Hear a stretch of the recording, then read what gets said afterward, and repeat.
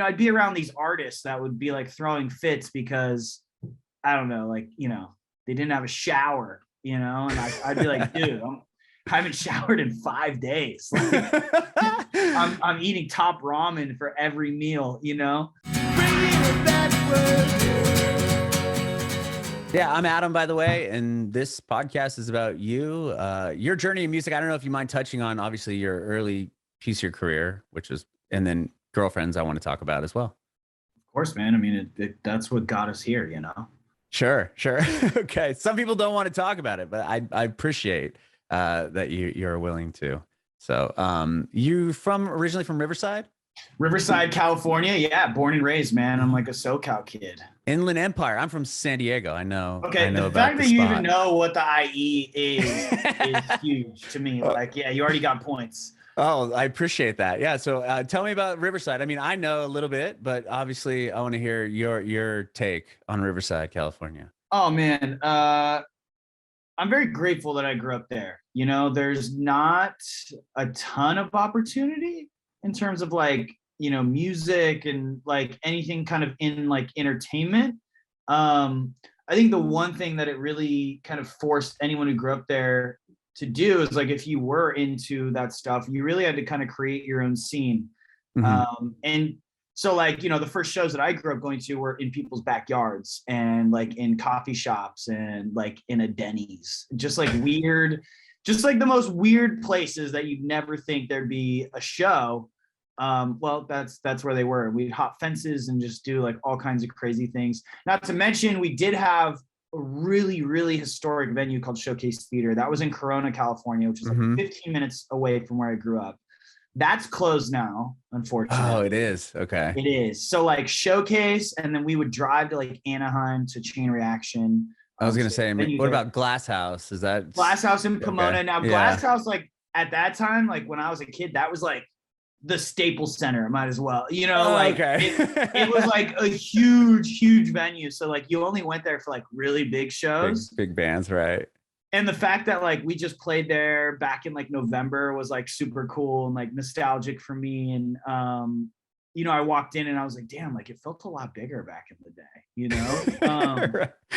But like, yeah, it really like forced me to be creative in like how I approached wanting, to be in a band and stuff. And not only that, but like fame or like success or money was never the end goal, right? Because like for me, like record deals only happened to people in movies. It didn't really like, I didn't know anyone with a record deal. I didn't know like, it was just such a foreign concept. So I feel like it really, everything started out with pure intentions, right? Like no one did anything to like get something, which was a beautiful thing, and like really forced me to be creative and kind of use my resources and really like embody that DIY mentality that, Nick and I even have to like, we still implement today, especially with girlfriends. Sure. Hey, Nick, how's it going, man? Hey, great, man. I'm Adam. Nice to meet you. Good to meet you too. Thank you for being here. I was telling you guys that basically this is about you and your journey in music and how you got to where you are now. And we'll pick up. Right now, Travis is kind of telling us the beginning half of his story, and I'd love to hear yours here in a second. Cool. Sweet. Okay, so actually, you can just jump right in. Are you from Riverside as well? I'm not, but close. Okay. I grew up in Laguna Beach, so Southern California. Okay. Yeah. Cool. Yeah, Tell me about that. I know I'm from San Diego, so I can just. Dude, anyone who gets to grow up in Southern California is blessed and lucky, especially if you get to be in Laguna Beach. It's like California's Hawaii is how I describe it. And yeah, my upbringing in Laguna Beach was what's the word for it? I mean, I probably had the best time of my life, to be honest. Surfing, good-looking women, not much school. A lot of music, a lot of concerts, a lot of trouble. Definitely not the average situation. So I feel very lucky, to have come from Laguna, and a lot of drummers. Travis Barker grew up in Laguna as a trash man. Sure. Taylor Hawkins, rest in peace, Taylor Hawkins. Another Laguna legend. So yeah, it's breeding a good group of drummers. That's for sure.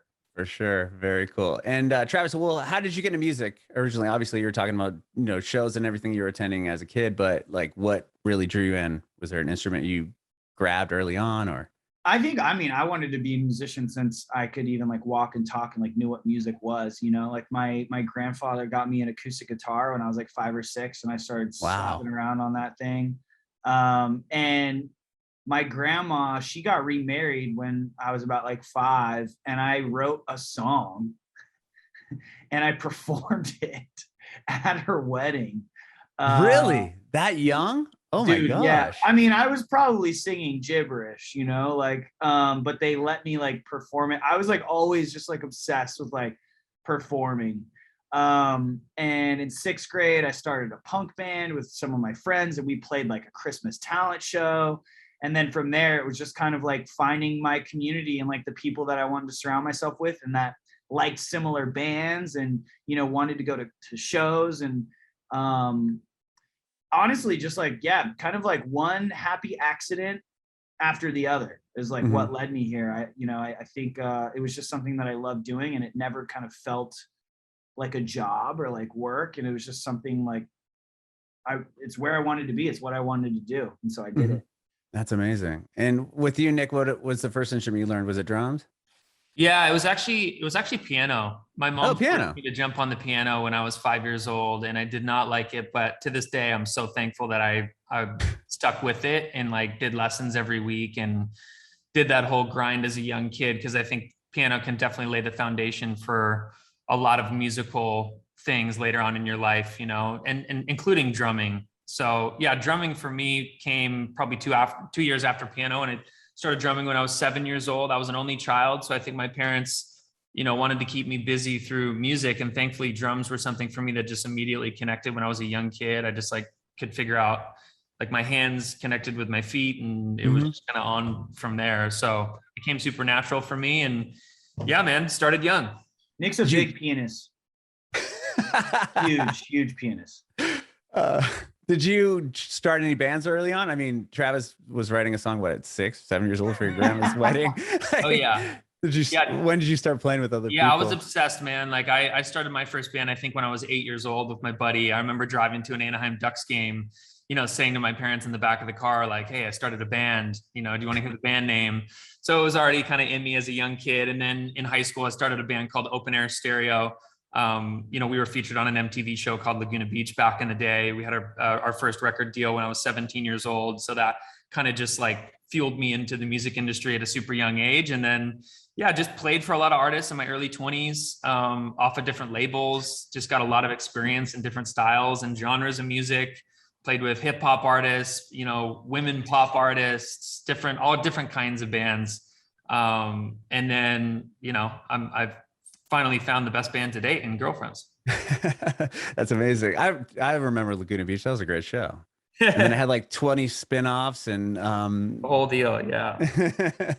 So that your band from there, you got a deal. That's amazing. Like, what was it like signing a record deal at a young age like that? I mean, elated. I thought I was the coolest guy on the planet. It was a lot of fun. I took some of that money and bought myself, brand new set of rims for my truck. So that was a really big moment for me. Okay. And then I blew it all and got dropped and, learned a huge life lesson from thinking you're on top of the world to not really understanding a lot about the music industry in general, like music publishing or how record deals were done or what touring was like. And you're just kind of riding this high of getting signed and having that be such a quote unquote cool thing to do as a young kid and really lost it all pretty quickly, probably in over a span of 2 years. And that kind of lesson of losing the label probably taught me more in my music career than anything else. I can see how that could happen. I mean, as a kid, that was always like, I'd see these bands. In San Diego, you see like Blink. I remember when they were in American Pie, like my mind was blown. Like, oh my gosh, like this band from our town is like in a movie and like, you seeing all the success, and I can imagine getting signed to a label or major label. Like, yeah, this is it. We've made it, and it's kind of just like the beginning, right? That's 100% right. Yeah, the work starts at that point, you know, to stay relevant and to stay on the label and to, you know, continue to make yourself a priority and be in front of people. Those were all things we were not thinking about at 18 years old. It was like, well, who would be, right? the last things. So yeah. Wow. And and Travis, you also had success pretty early on as well. I did. Yeah, for me, it was like I started, you know, I didn't even think like I said that I could get a record deal. You know, I was like 18 or I was 19. I was in hair school. I was going to school to cut hair. Mm-hmm. And I made a MySpace page in my bedroom, and I'd gotten a MacBook for like my birthday or something. I was like super excited because I'd always wanted one, and it came with GarageBand. And so I just started pulling like random instrumentals off of the internet and kind of putting them in GarageBand and like learning how to record myself. I didn't even have a microphone, so I'd like hold up my laptop and kind of like sing into the you know microphone that we're using right now to do this podcast. It was, you know, and it was like a great learning experience because I'd been in bands before. I hated the fact that I had to rely on other people. Like if I wanted to make music, you know, I'd have to have 5 people come over and you have to sit in there. And I was definitely like always the most driven one, right? Like I wanted to practice every day. I wanted to write songs. I wanted to go play shows. And some of the other dudes in the bands I was in were like more interested in like drugs and drinking and, you know, girls and parties and stuff like that, which is cool. So when I got that MacBook, it really felt like freedom and like a door kind of opened for me that like I could do this by myself. And that's where like the whole idea of a solo artist project kind of came from. And so I made a MySpace page, started recording these like freestyles in my bedroom, in my closet, and started posting them. And woke up one day and one of them had like, you know, 100,000 plays, and like it was just crazy. It was absolutely insane because I was like living at my parents' house. And, you know, mind you, I just spent like a year and a half, 2 years in hair school, spent all this money getting like my cosmetology, you know, license. And literally like the day that I got it, I got asked to go on Warped Tour. This is back in 2009. Wow. And it wasn't even like officially, it was like my buddy had a clothing company. They were like a sponsor for the tour. So they had like a big tent, and he was like, if you come and sell my t-shirts for my company, I'll let you play like a 10-minute set in the tent. You know, you can bring your own PA. You set up the tent, you count in all the shirts, you sell everything. During your lunch break every day, you can play. And I was like, okay, cool. So like I had a bunk spot that he was paying for. I brought my laptop, I brought like a PA, and literally every day I'd wake up at like 6 a.m. I'd go set up his tent spot. I'd count in the merch. I'd sell till like noon or 1. I'd walk back, get all my equipment, lug it through like a grass field, set it up by myself. I'd like announce to like 10 people that I was about to play a show. And I would literally play a show in this tent in a grass field every day for 60 days for no money. And like, you know, like the first day it was like 3 people, then it was like 5 people, then it was like 10 people. When the tour ended back in Pomona after 2 months, I had like 150 kids in this tent to where it was like packed out, and it was kind of like a safety hazard. So that was really cool for me to like go from like, you know, no real life fans to like sticking with it, you know. And like, by the way, my friend wasn't paying me to be there. I had no money. So like I bought, remember like those towers of blank CDs? Oh yeah. You could buy like 200 blank discs. So I had, you know, my old laptop had the CD disc in it. So I had like 4 songs to my name, 4 or 5 songs. So every night after the show, when we were driving in the next city, I would sit and just burn like 50, 60 CDs. Wow. I would write my MySpace URL on them. And the next morning, after I got up at 6 a.m. instead of 10, I would walk the line with a CD player and headphones and go and put it on kids and be like, $5, $5. And I was making like, you know, $100, $200 a day selling these CDs. So like halfway through the tour, I saved up enough money to print my own t-shirt And so during my set, I would sell that. So it was just like a lot of finessing, a lot of like DIY punk rock, just kind of get in where you fit in. But I really like got to cut my teeth and experience like, you know, what it's like to be on the road. And when you're forced to make shit happen, like you just do it. And so, you know, all this other stuff now, it's like, I'm so lucky, man, because like I know what it's like to be like a one man, you know, everything relies on you. And like I'm really grateful for that summer, because it really showed me like how much work it was going to take and like how dedicated you had to be. And you know, I'd be around these artists that would be like throwing fits because I don't know, like, you know, they didn't have a shower, you know, and I'd be like, dude, I haven't showered in 5 days. Like, I'm eating top ramen for every meal, you know? Oh man, a couple questions on this. One is, were you like officially on the Warped Tour bill, or was it no, just Kevin Lyman had no idea who I was.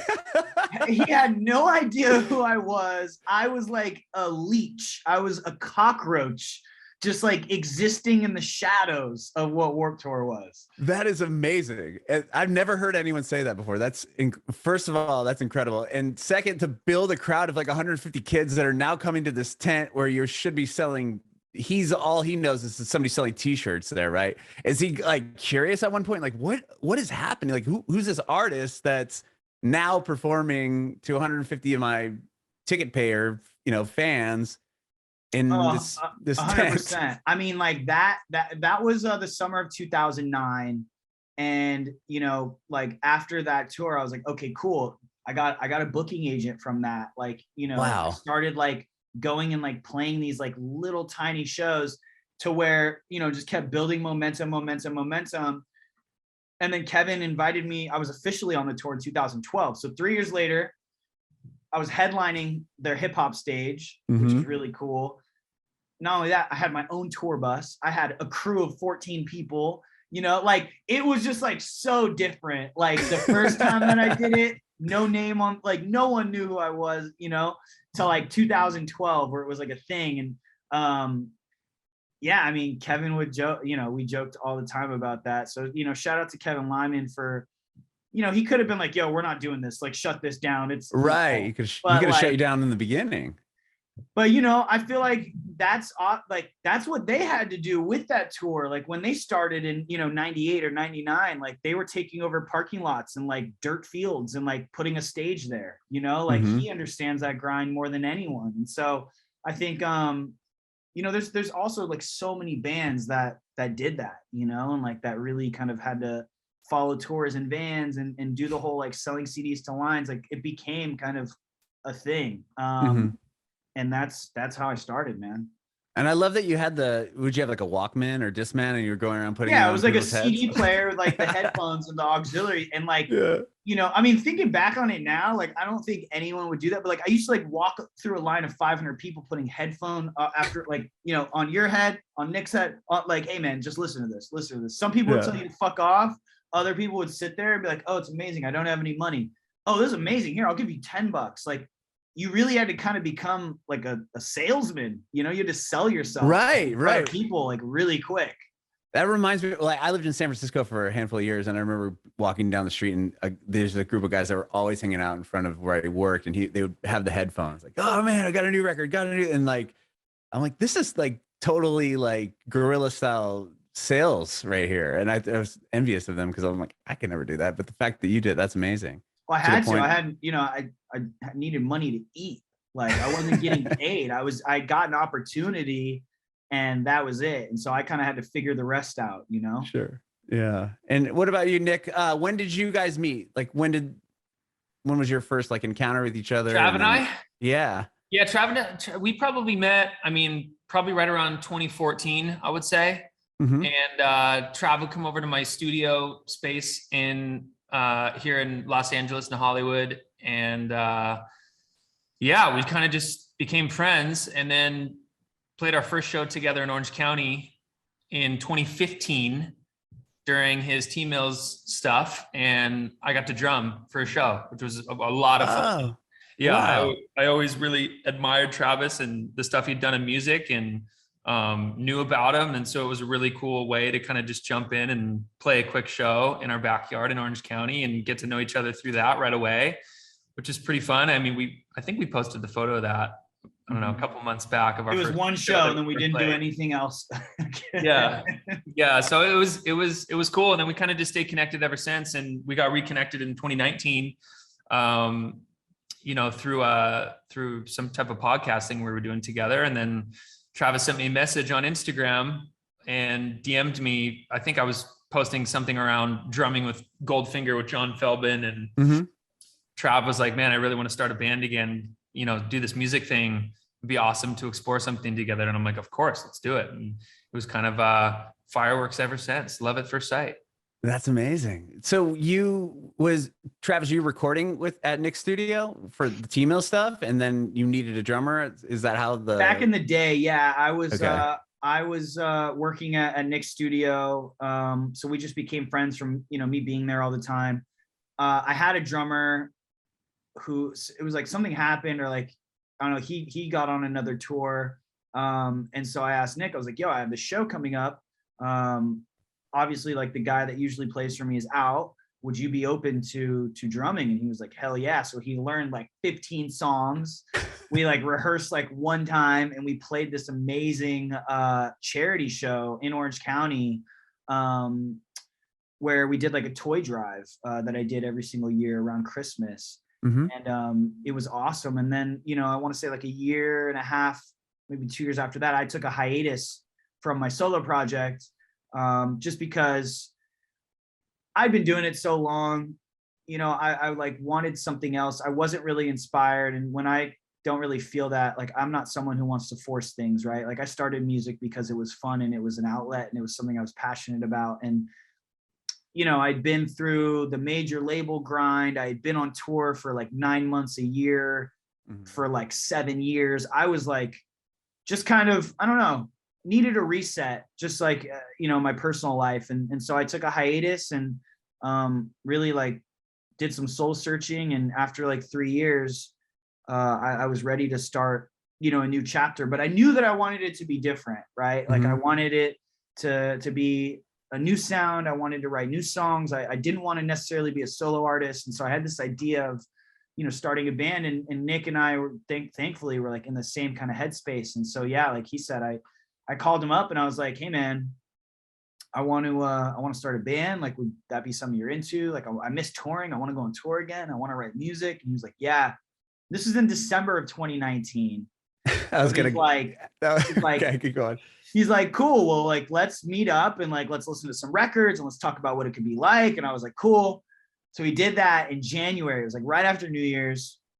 Got in the studio, started listening to music and talking about what it could be like.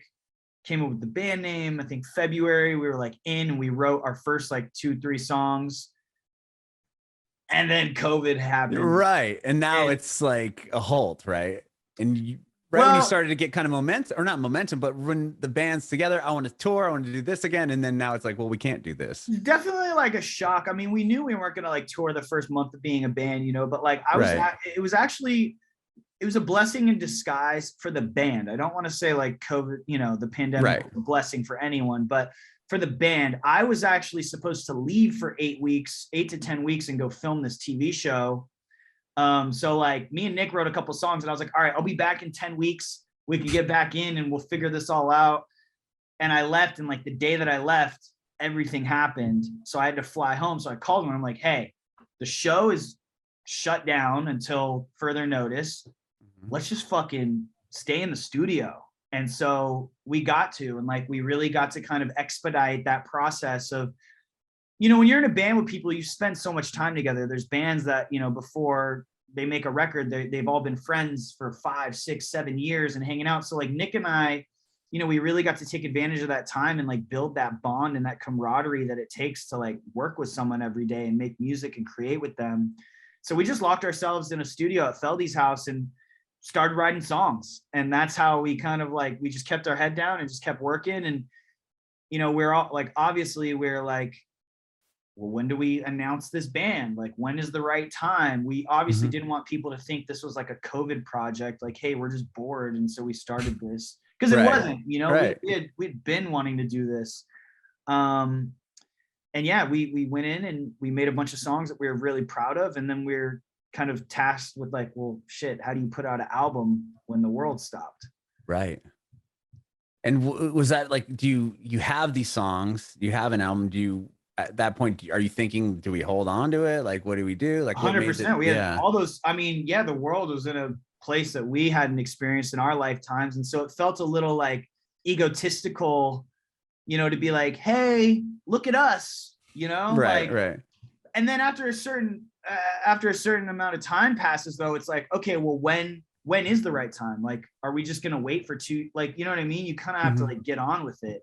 And so we waited for what we felt like was, you know, a good amount of time. And in June, we announced the band. And I think in July, we put out our first song, which was California. And it was fucking awesome. Yeah, it does amazing. I love the album cover that you guys have with the earbud that's like pierced all the way. Man, yeah, you're the only person to say that. Thank you. Am I really? No. That's pretty cool though. I like it. I think it's a rad album art cover. What was it like now you're in a band situation, Travis? Was it a different dynamic writing? Because before you were a solo artist, and I don't know. I like it better. I think Nick and I like really kind of push each other, and we like, I trust Nick, Nick trusts me. So it's like, you know, if we disagree on something, which is really rare, we'll kind of have a discussion about it, and the best idea always wins. It's like, there's no real ego when we're in the studio, which is like so refreshing. And that's also why, you know, me and him didn't want to be in a band with 5 people. Like, us being a duo, a 2-piece, is like very intentional, you know, because it can get messy real quick, you know, with like that many people, cooks in the kitchen. But yeah, I think like, you know, oftentimes like I'll be overthinking something and Nick's like, yo, it's great. I'm like, cool. Or like, you know what I mean? Like we have this really good organic dynamic in the studio, which makes creating fun and like how it should be. Yeah. What was the first show you guys were able to do? The first show? Well, it was a live stream. Well, yeah, it was at the Roxy. Yeah, live stream at the Roxy in December 2020. Sorry. Yeah. It was like right before Thanksgiving. It was like like right after Thanksgiving. December, by the way, I didn't want to do it. And Nick, I'm glad that we did too, but Nick was like a really big advocate for doing it, because like I was like, the whole live stream show thing is like really weird, and like I don't know if I like that, and I don't want it to be our first look, but you know, it gave us a chance to play the album through its entirety and kind of like show that this was a real thing. We're a real band. Like we're musicians, and like, welcome to this world, you know? Were you guys playing just to an empty hall there, or an empty room at the Roxy? I was an empty room. I mean, I brought my son and my 2-year-old and like my wife, and Trav had like 2 or 3 friends there, but it was such a weird time. There's just like 3 cameras in the Roxy. Yeah. Right. No one. Yeah. It's so weird, man. Yeah. I've been to the Roxy a handful of times for shows, and I'm just trying to envision this. Like, yeah, you're just on the stage, and then no one around, no one in this like you roped area. You finish a song, you finish a song, and then you hear like a woo. It's like, well, not only that too, wife, but like as a frontman, like, you know, you pull the microphone off the stand, and like at a live show, you could put it out. You can like, you pull it off the stand and walk to the front of the stage, and there's nobody there. So you walk back and like put it back on and just like keep singing. It's like, it was weird for sure. Was it hard to kind of, I can't even imagine. Like, it must've been hard to kind of interact as if it's a show, right? Now you're like, okay, we're done. And like, did you do banter in between songs? Like, and you I mean, we knew that, you know, there was, you know, like, I don't know, 1,000 something people watching us. You know, so like just talking directly to them, like looking at the camera, like it was really cool. And like when you watch the live stream, like you would never know, you know, it was like awkward. Like it's shot really well. It sounds amazing. Like, and we like, once again, we made the best of what we had with what we could. And I'm really proud of it. And then coming into your first live set in front of real people, like, tell me the difference there. I mean, what was the energy like well, Nick and I, being true to our roots, we wanted to play. Our homies were throwing these things, these like very underground, almost illegal shows, right? Okay. Like during They were very illegal. Yeah, they like were illegal during like, COVID. Like, oh, we're they gonna just pretty have much people. like took over like warehouses. Now this is in 2021, so we're like kind of on the other side, but right. They were like taking over these warehouses and just like throwing shows where they kind of announce them like the day, like they give out the address the night of. And so we got asked to play this show and we are like, okay, cool. Well, like we've never played a live show before. Let's do this. It's very punk rock, like sweaty walls, very small space, and we didn't end up going on stage, I think, until 2:30 in the morning. Oh man. It was complete mayhem in the best way. And like, yeah, in some like dirty downtown brick alley, weird, like no sound system. Like they brought in their own PA. Very DIY, which I love that was like our first show. That's awesome. Was it, I mean, for you, Nick, with the drum kit, were you kind of like, okay, this is concerning? I mean, I don't know. You have like a full thing of equipment. It was very, very concerning. Yeah, the entire experience was very concerning. It makes for a good story. I think we were just itching to play in general. And those were kind of the things that were going on in town and no tours were happening. So that's what you do. Sure. Got to make do with what you have.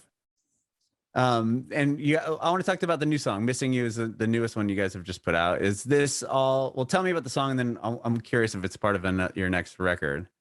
Yeah, so we dropped Missing You and another song called Pretty Mouth a couple weeks ago. So we're dropping like 2 songs at a time.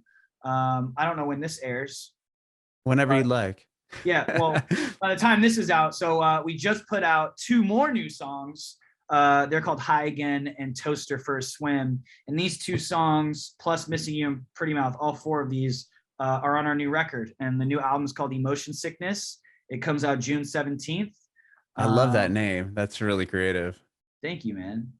We're really proud of it. We've put a lot of time into the second record, and we feel like, this is just an evolution of where Girlfriends is and like where we're going and where we want to kind of push this scene and this genre to next. And yeah, I couldn't be more proud of it. Like Nick and I, that's all we think about. That's all we talk about. And like, we just can't wait for people to hear all of these songs. And slowly but surely we're rolling them out and they're getting a taste of it, which is cool. Yeah, I'd say the first album we probably put together in 4 months. This album we've put together over a collection of like a year and a half. It's been really interesting putting this thing together, but I think we've been trying to be a little bit more, I don't know, just like selective and have intentional. Intentional and opinionated about things in all the right ways. But yeah, we're just really focused on seeing how this Girlfriend's brand and identity can continue to evolve. And we took our time with this one and we're really stoked on the record. I think there'll probably be close to around 15 songs on the album. So wow, pretty cool.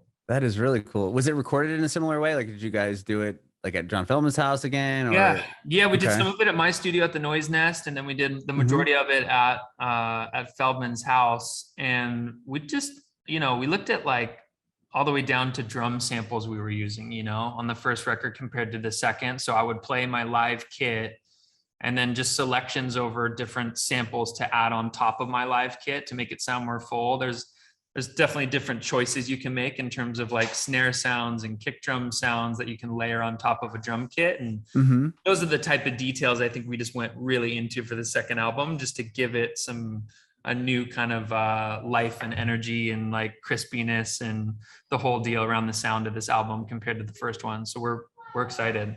Yeah. It's interesting that you put the first one out. I mean, had the whole thing done, you said in 4 months, and then this time you kind of you were able to spend a bit more time, but in reality, I mean, it's interesting that first one was done so quickly, I guess, to me. I mean, we really had, nothing else to do. Like, nothing but time. We were afforded the luxury of like time to like really focus with this album.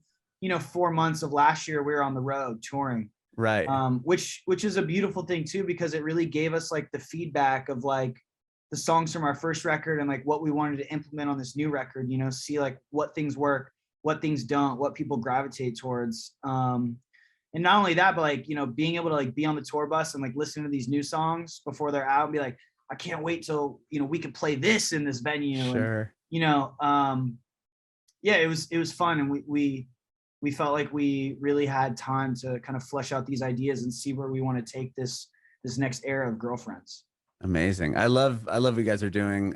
I mean, from the band name to the creative titles to the music, it's such a cool project. Thanks, man. Yeah.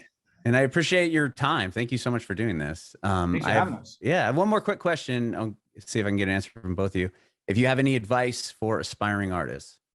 My advice is just do it. There's not going to be a perfect time. There's not going to be, you know, a perfect amount of knowledge or skill or talent that you learn. Like if you want to do something, start doing it, because all of my successes have come from mistakes. I love that. That's a great one. Look at this guy. He's nailing it. I don't know. For me, it just comes down to focus. I think it's really hard sometimes to just stay focused. And I think being able to have focus and clarity comes from staying in a positive mindset, and positive mindsets come from healthy lifestyles. And I don't know, sounds a bit cliche, but I think more things will get done with positive mentalities and focus, right? And I mean, to Travis's story earlier, just around like the grind sometimes of what this is actually all about. All the bells and whistles sounds nice when we were first talking about record deals and all these things, but in all reality, there's a lot of time and behind the scenes grind of things that happen to be able to get to where you want to get. And having that focus throughout it, I think helps with everything, you know? So yeah, that would be kind of, I guess, my advice.